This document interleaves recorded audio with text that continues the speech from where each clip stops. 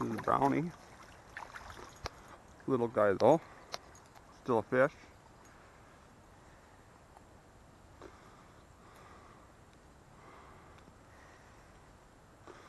Trout number 2.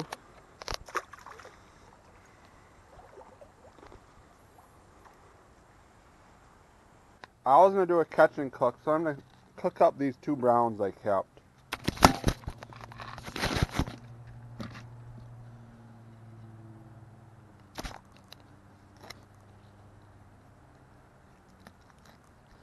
Probably should see what they're eating too.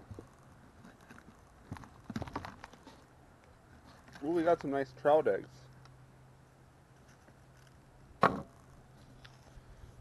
Caviar.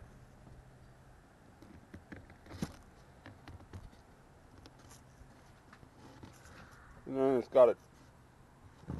You better see what's in its stomach. That's the best part.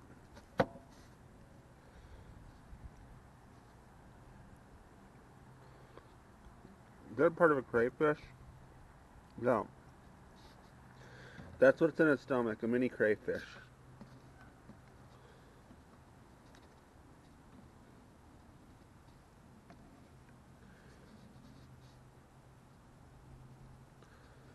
Not much for nymphs, just that crayfish. Is that a stick? Yeah, that is a stick in its stomach. What the heck, the trout is eating a stick.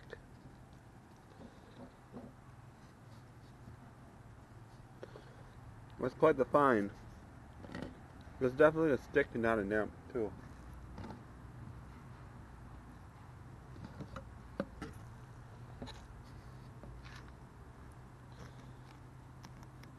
Well, stick in part of a crayfish. Is this one stocked? This is really white colored. What the heck?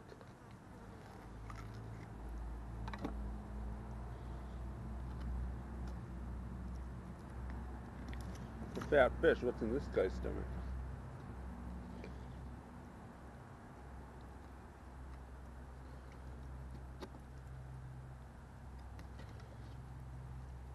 What's that white stuff?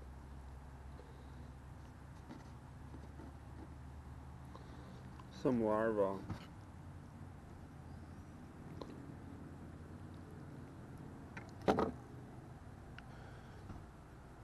I don't know what these white things are. If anyone who watches these videos knows what these white things are, tell me.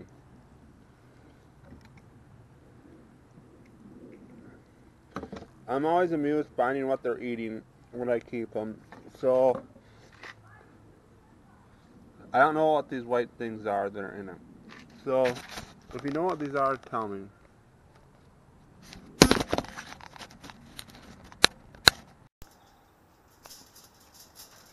So we're going to cook our brown trout. And to put with the brown trout, we have some onions and we have some dill. I also like to add tomatoes in with it, but I currently don't have any tomatoes. And I usually put a little butter with them too, which I can go get out of the refrigerator. So you take the trout and you put some fish seasoning, which is like a mix of salt and pepper and garlic, and you sprinkle it on one side of the trout. Then you sprinkle it on the belly of the trout. Then you sprinkle it on this side of the trout. And then you take some of the herbs, which is dill that I have here, and you take some of the onion and you put it inside the stomach of the trout, and then you put some more onions with the trout, and then you spray a little lemon juice on it.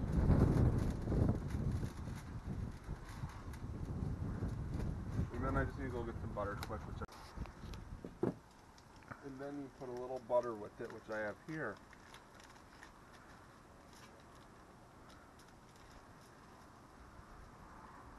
Did the cat lick that one? What?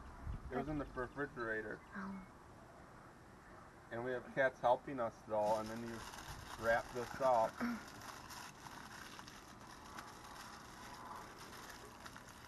then you can put it on the grill. Right? There's what the trout looks like, and we're going to do the same thing with the other one.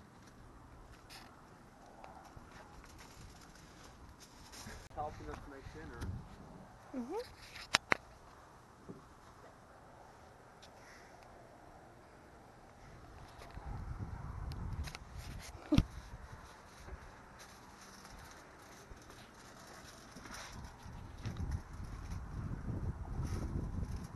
And then we put the rest of the onions with it.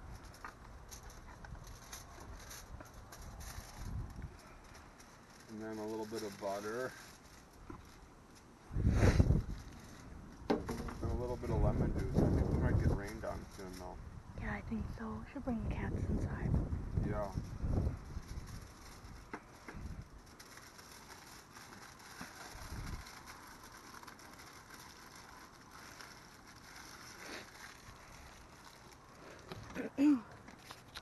Cedar, come. So she's the good cat. This is a naughty cat.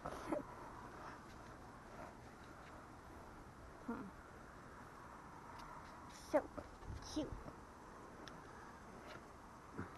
And here's a little helper. Oh. Who's getting boogers on you?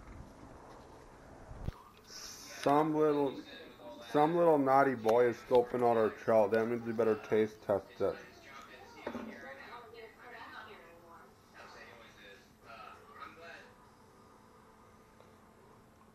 What do you think of it? It's pretty good, Benny. You're pieing it, Benny? You're weird, Benny. Benny, what do you think of it?